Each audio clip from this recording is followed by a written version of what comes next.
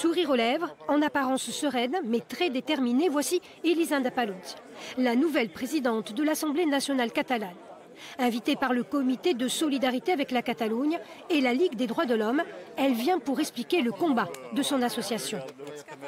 On ne demande pas aux gens d'adhérer ou pas à l'indépendance de la Catalogne, mais de respecter ou de comprendre que c'est important de respecter les droits des peuples à disposer d'eux-mêmes et que c'est pas acceptable en Europe de lutter contre ce droit qui est un droit universel en utilisant la répression politique, en inventant des délits.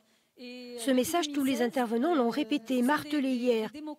Ce qui les réunit, les atteintes aux droits de l'homme constatées en Catalogne par des organisations internationales et des hauts-commissaires à l'ONU.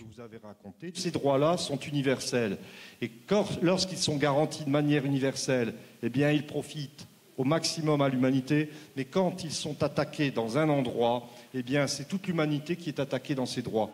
Ce sont surtout les autonomistes ou indépendantistes, élus en tête, qui avaient répondu à l'appel du comité de solidarité, même si quelques militants communistes, socialistes ou simples citoyens étaient présents. L'idée, c'est de vraiment faire comprendre à la population qu'on est complètement au-delà de la question de l'indépendance de la Catalogne et qu'il s'agit vraiment de faire réagir les gens sur les atteintes très très graves qui sont portées en Catalogne contre des libertés fondamentales. Le déni de démocratie qui se passe en Catalogne, c'est insupportable. On est là, on est tous en train de lutter pour des droits. L'ANC espère un soutien fort des opinions publiques internationales.